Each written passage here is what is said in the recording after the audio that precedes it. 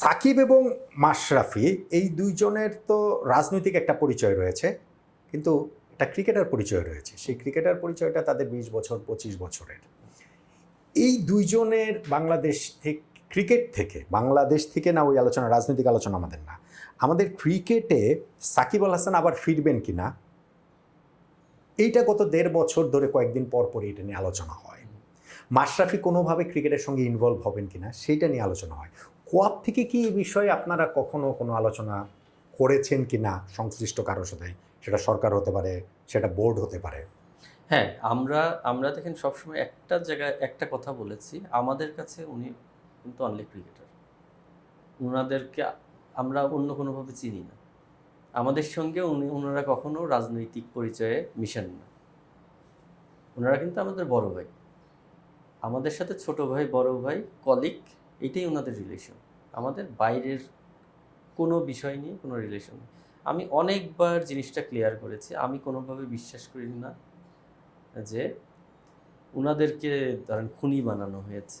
ঠিক আছে, ওনারা একটা দল করেছেন, ওনারা একটা দলের পক্ষে ছিলেন বা একটা দলকে সাপোর্ট করেছেন, এটা সবারই অধিকার আছে। হ্যাঁ, ওনাদেরটা চোখে পড়েছে কেন? কারণ ওনারা নির্বাচিত এমপি ছিলেন। তো এই জন্যে ওনাদের যেই শাস্তিটা আছে বা এখন যেটা সাফার করছেন আর কি, অনেক সাকিব ভাই দেশে আসতে পারছেন না বা মাশরাফি ভাই স্বাভাবিকভাবে চলাফেরা করতে পারছেন না, ওনাদের এই দুঃখগুলো আমরা সবসময় বুঝতে পারি এবং আমরা সবসময় চাই ওনাদের জন্য কিছু করতে। এখানে শুধু তাই না, ইভেন দুর্জয়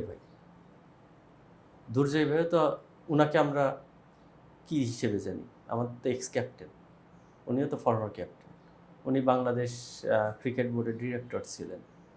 যদিও দুর্জয় ভাইয়ের সঙ্গে আমাদের এজ ডিফারেন্সটা অনেক বেশি, ওইভাবে মেশা হয়নি, বাট আমরা কাউকে অস্বীকার করতে পারবো না, ওনাদেরকে আমরা শুধুমাত্র ক্রিকেটার হিসেবে চিনি। এখন বিষয় হচ্ছে আমাদের লিমিটেশন কতটুকু, সেটাও আপনার বুঝতে হবে যে আমরা কতটুকু যেতে পারবো বা আমরা কতটুকু জিনিস নিয়ে আলোচনা করতে পারবো। আমরা আমাদের লিমিটেশন অনুযায়ী আমাদের যতটুকু কথা বলা যায় আমরা ততটুকু বলি।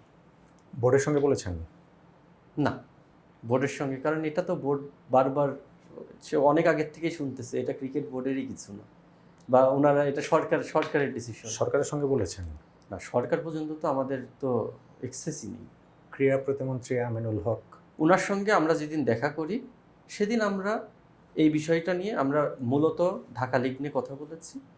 সাথে সাথে যেহেতু উনি ক্রীড়াপ্রেমী, উনি নিজেও একজন স্পোর্টসম্যান, উনি কিন্তু অনেক জায়গায় জিনিসটা ক্লিয়ার করেছেন যে এই বিষয়ে ওনারা নমনীয় থাকবেন, যে তাদের যে বিষয়টা আছে ওনাদের কিভাবে ফিরানো যায় এই বিষয় নিয়ে কিন্তু সবসময় সরকার থেকে বলছে। বিএনপি প্রত্যেকটা পলিটিক্যাল নেতাই কিন্তু আমি বলতে শুনছি যে এই বিষয়গুলোতে ওনারা নমনীয় থাকবেন, খেলা এবং রাজনীতি এক করতে চান না। তো আমরাও আশাবাদী যে দ্রুতই একটা সমাধান, যেহেতু এখন একটা পার্মানেন্ট গভর্নমেন্ট এসেছে, ওনারা এইভাবে তো বঞ্চিত থাকতে পারেন না। ওনাদের তো বাংলাদেশের স্বার্থে, বাংলাদেশের পিছনে তো ওনাদের কম অবদান নেই।